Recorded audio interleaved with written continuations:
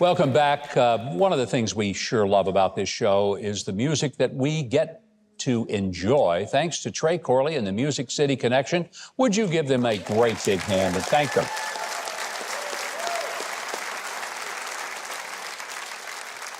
Morton Klein is the child of Holocaust survivors.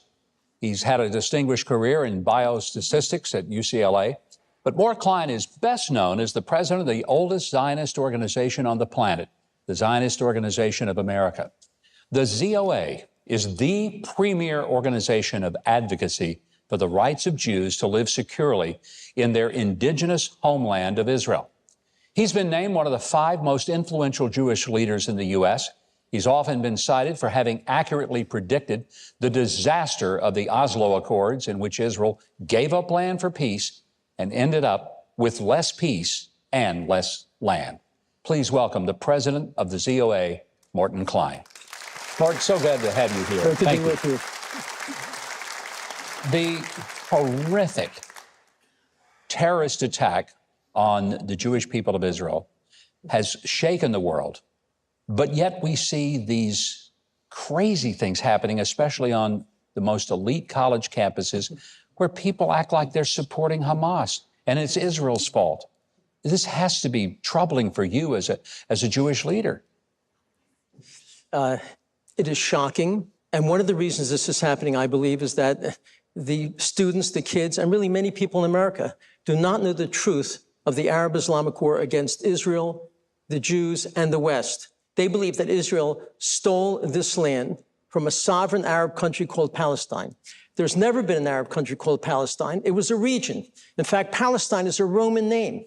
How could it be an Arab country if it was named after a Roman name? In fact, Arabs can't even pronounce the letter P. They can't even say Palestine. They say Palestine. And this was illegally controlled by Britain in 1917. And in 1937, they offered 95% of Palestine to the Arabs, 5% to the Jews for a 2-state solution, 5% for the Jews. The Arabs turned it down.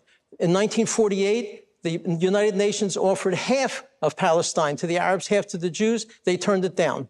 There were offers of statehood in 2000, 2001, 2008, 2010. They've been offered a state 4 times in the last 20 years, 8 times in the last 80 years, rejected every time. When I asked prime ministers, how could they reject these extraordinary offers, where, by the way, they offer them almost everything that they asked for, they told me that the Arafat and then Abbas and before Arafat, they refused to sign an agreement that said we accept Israel as a Jewish state. They said we will never sign that. So the issue is not about land. It's not about statehood. It's about destroying Israel. In fact, Hamas's charter, Article 7, calls for the murder of every Jew in the world, Article 7. Article 13 for the destruction of Israel. And your audience should know, the co-founder of Hamas, Mahmoud al-Zahar, this week on internet said, we want the world to know this is not just about the Jews of Israel. They're first, but next we're coming after the despicable Christians. This is a week ago. And then after we get rid of the Christians, then we're going to impose Sharia law, Islamic law, onto the whole world. And Al-Azhar University, which is the most distinguished place of learning for Islam, issued a fatwa on October 19th, a religious edict, saying it is legitimate to kill every Jew in Israel.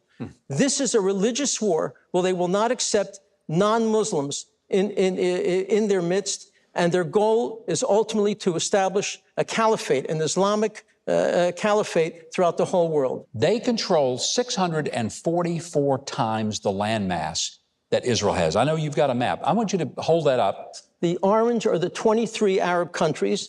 The yellow, which you cannot see, is Israel, which is smaller than the state of New Jersey. The Arab world is 600 to 700 times the size of Israel, and yet they're saying Israel must give up more land. Israel is offered more land. They won't take it if it means accepting a Jewish state. In fact, Mahmoud Abbas, the head of the Palestinian Authority, has refused for 13 years to even sit down and negotiate. He won't negotiate. And yesterday, he publicly stated, we will not give up an inch of any part of Palestine, meaning Israel, or Jerusalem. They have no interest in peace. They have an interest in destroying the Jewish state first. And as Mahmoud al-Zahar said, co-founder of Hamas, first the Saturday people, next the Sunday people. And I think Americans aren't aware that the target doesn't end with the Jews. What can we do? I mean, you have been one of the most outspoken voices, crying in the wilderness sometimes, but you've been bold and talking about that this is coming from a long time ago. What can the average American watching us now, what can they do? Well, it's hard because they have to learn the truth of the Arab-Islamic war against the Jews in the West. One of the big problems is Israeli officials, I have to criticize them, Jewish leaders and rabbis have refused to tell the truth about these issues, that there's no occupation of Arab land, there's never been an Arab country of Palestine, it was a region, that Jerusalem is not holy to Muslims. How about this? The Quran never mentions the word Jerusalem. In the Jewish holy book, 700 times.